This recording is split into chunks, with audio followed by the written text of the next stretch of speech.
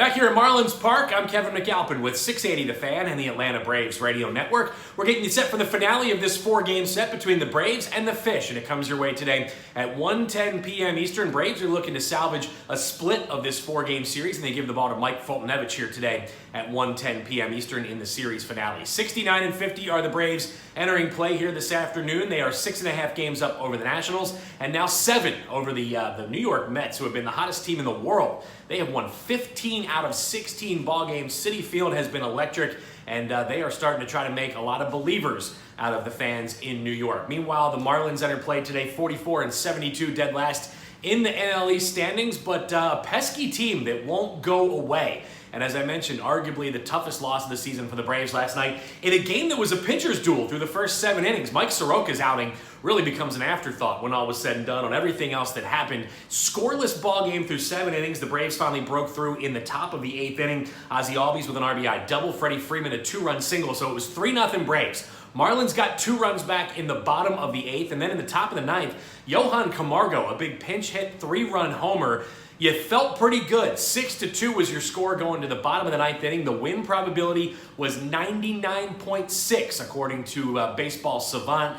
But as we know, Mark Melancon, a tough night for him, single after single after single. Marlins actually strung together 6 consecutive one-out base hits. They tied the game on a 2-run double from Starlin Castro, and the game would eventually go to extra innings. Sean Newcomb giving up a leadoff single to Harold Ramirez, who went from first to third on an errant pickoff throw from Sean Newcomb and would score as Martin Prado, our old buddy, won it with a sac fly. So the Braves now need a win here today to salvage a split of this 4-game series here today.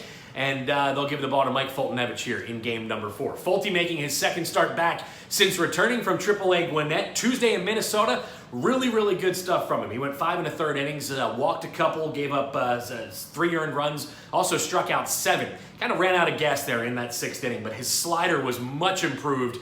Felt like a totally different guy watching him out there when we saw him. That slider just was a pitch that he didn't trust with the elbow issues he was dealing with earlier this year and in spring training. Really, I think, a fear to let it really rip, but that's what we saw. He told me just a couple of days ago, it's at the point now where he really just has to trust that he can pitch through the bone spurs in his elbow. 5-2 and with a 3.12 ERA in 11 career starts against the Marlins is Mike Fultonevich. But here at Marlins Park, 4 career appearances, 3 starts, he's posted a 189 earned run average. So he likes pitching at this very spacious, very big ballpark here in South Florida. Meanwhile, the Marlins will counter with Hector Noesi, 32-year-old right-hander out of the Dominican Republic, making just his second start of the season. Matter of fact, just his second start in the big leagues since all the way back in 2015 in his first start of the year against the Mets earlier this week. 5 earned in 5 innings, also gave up a couple of homers to Wilson Ramos and Pete Alonso. So we'll see if the Braves can salvage a split of this 4-game series. The one thing they do have going for them, this has been a very resilient team throughout the course of the last few years. They have done a very nice job of shaking off tough losses. They're going to need to do that here today because, as we know, an odd scene here at Marlins Park.